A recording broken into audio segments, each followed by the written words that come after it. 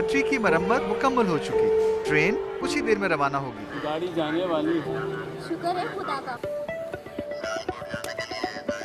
सफर में हूँ पर खबरों से दूर नहीं, क्योंकि जानते रहना लाजमी है। तो अभी अपना फोन उठाइए और समा SMS न्यूज अलर्ट्स हासिल करने के लिए SA टाइप कीजिए और भेज दीजिए 8125 पर। समा SMS न्यूज अलर्ट्स, जानते रहना लाजमी है।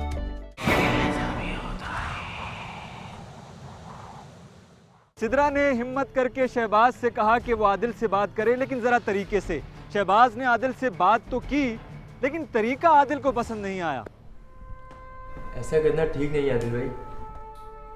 क्या ठीक नहीं? वही जो आप कर रहे हैं। क्या कहना चाहते हो शहबाज? खुल के बात करो।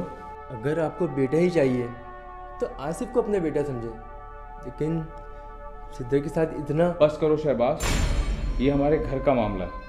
हमें क्या करना है और क्या नहीं, इसका फैसला हमें करने दो। अगर आदिल भाई इस तरह कोई कॉम्प्लिकेशन भी हो सकती है। देखो शहबाज, तुम्हें हमारे घर के मामले में इतनी मदाखलत करने की जरूरत नहीं है। पता नहीं वहाँ क्या बात हुई, आदिल ने घर आके मुझे, सना और नीलम को एक कमरे में बंद कर दिया।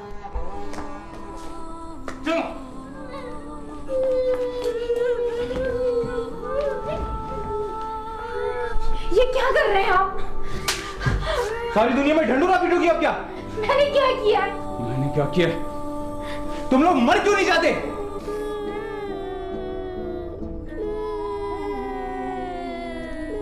आदिल पे दबाव बढ़ता जा रहा था। एक बार ऐसा हो चुका था, लेकिन दूसरी बार ऐसा करना आदिल के आड़े आ रहा था। लेकिन उसकी ख्वाहिश थी कि ऐसा हो जाए किसी तरह, चाहे इसके लिए झूठ ही क्यों ना बोलना पड़े। अस्सलाम वालेकुम। वालेकुम सलाम। आइए बैठिए। सिद्रा को नहीं लाया? जी आना तो था उसको, मगर वो आ नहीं सकी। तबीयत कुछ ख़राब है उसकी। मुझे तो कुछ समझ में नहीं आ रहा डॉक्टर साहबा, मैं क्या करूं? कहीं ये प्रेगनेंसी की वजह से तो नहीं हो रहा? प्रेगनेंसी की वजह से मसाइल हो सकते हैं। अगर आप उन्हें ले आए तो मैं कुछ बता सकूंगी। जी जी डॉक्टर साहबा, मैं उसको साथ ज़रूर लाऊंगा। मगर मैं ये सोच रहा था कि अगर इस दफ़ा हम मेरा मतलब है, मुझे उसकी बहुत फ़िक्र है, कहीं उसको कुछ हो ना जाए, इसलिए अगर इस दफ़ा हम एबॉर्शन। ये क्या कह रहे हैं आप अभी से ऐसी बातें क्यों कर रहे हैं? अभी तो डिलीवरी में बहुत टाइम है। मगर सिद्रा की तबीयत बहुत ख़राब है, कोई प्रॉब्लम ना हो जाए, इसीलिए मैंने ये सब कहा। वरना भला मैं ऐसी बात क्यों करता आपसे? और सिद्रा तो मेरी बात सुनेगी नहीं, आप ही उसको कुछ समझा दें। मेरा ख्याल है सिद्रा को नहीं, आपको समझाने की जरूरत है। क्या मतलब? मतलब ये कि अगर आप ये समझते हैं कि मैं इस जुर्म में आपके साथ शरीक होंगी, तो मैं ऐसा हरगिज नहीं करूंगी आदिल साहब। मगर ये तो सब करते हैं, आप क्यों नहीं करेंगी? ये तो आपका काम है। नहीं, ये मेरा काम नहीं है। जो करते हैं वो करते होंगे, मैं ऐसा नहीं कर सकती। क्यों? क्योंकि मेरे साथ भी ऐसा हो चुका है। मैं भी इस दर्द से गुजर चुकी हूँ। मुझे इस तकलीफ का अंदाजा है। जो कुछ मेरे साथ हुआ है मैं किसी और के साथ नहीं कर सकती। डॉक्टर साहिबा, आप अपने घर के मामला अपने घर तक ही रखिए, और अगर आप नहीं करेंगी ना तो मैं किसी और से। अगर आपने किसी और से भी ऐसा कुछ करवाने की कोशिश की तो मैं पुलिस में आपके खिलाफ रिपोर्ट करवा दूंगी।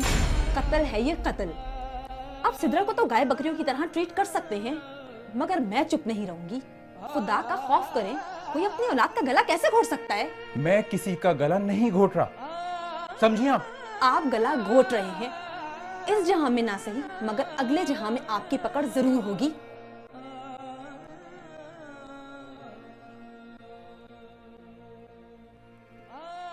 डॉक्टर मुनीबा की ये बात कि यहाँ ना सही अगले जहान तो पकड़ होगी, आदिल के दिल को लग गई और वो सोचने पे मजबूर हो गया कि आखिर करे तो क्या करे। ज़मीर की आवाज़ ऊंची हो रही थी और अब आदिल के लिए इसको दबाना मुश्किल नजर आ रहा था।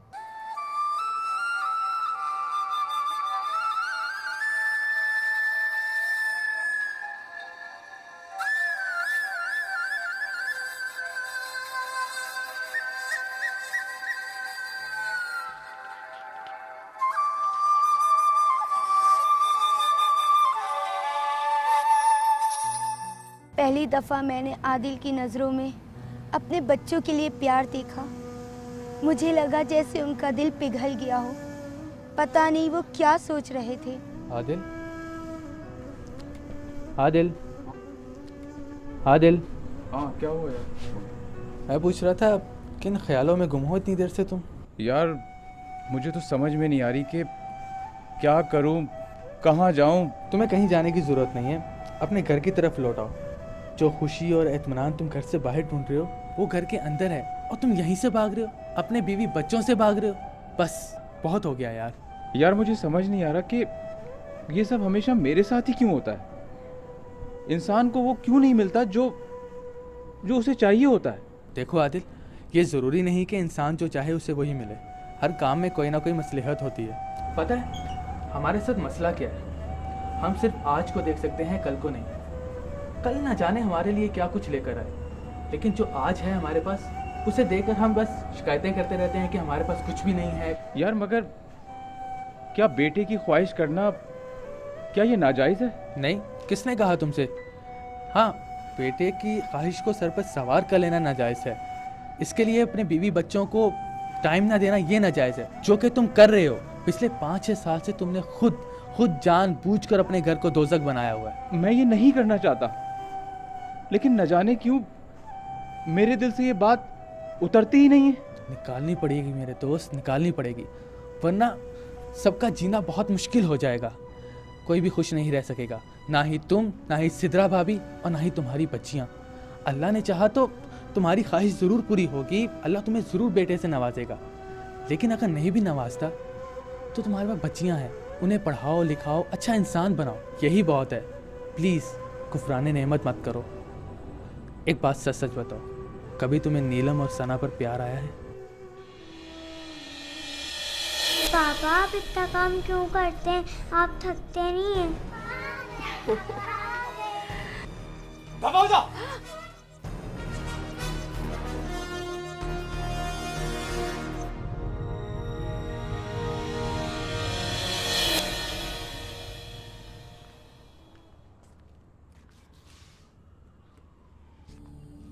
हमाद भाई, खाना बनने में अभी टाइम है, जब तक कुछ पीने के लिए ला दूं आपको?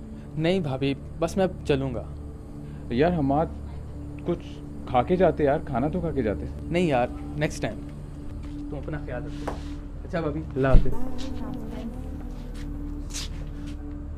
सिद्रा रुको,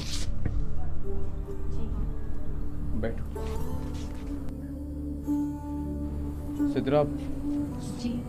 मैंने तुम लोगों के साथ हमेशा जुल्म किए हैं ना? नहीं, ऐसी ही बात है सिद्रा, ऐसी ही बात है। मैं तुम लोगों को हमेशा इग्नोर करता रहा, परेशान करता रहा तुम लोगों को, और तुम लोग सहते रहे, बर्दाश्त करते रहे। बेटा होगा या बेटी, इसका दारोमदार हमेशा बाप पर होता है। ये जानते हुए भी मैं हमेशा तुम्हें इसका कसूरवार ठहराता रहा। मामा मैंने होमवर्क कर लिया। पापा आप क्यों रो रहे हैं? नहीं बेटा, पापा तो नहीं रो रहे। हाँ मम्मा, पापा रो रहे हैं। मामा ये देखें। बेटा ऐसे नहीं कहते। बेटा आप जाइए, काम करें।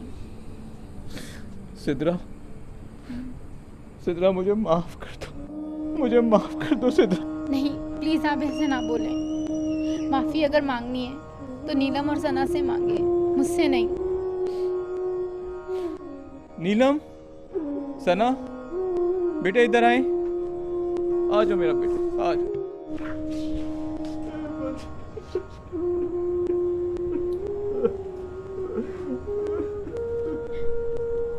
सवाल ये है कि आखिर कब तक हम बेटियों को कमतर समझते रहेंगे, कब तक उनसे जीने का हक छीनते रहेंगे। काश कभी ऐसा हो कि हम बेटी की पैदाइश पे भी उतनी ही खुशी मनाएं जितनी बेटे की पैदाइश पे मनाते हैं, और हम कह सकें कि ऐसा भी होता है।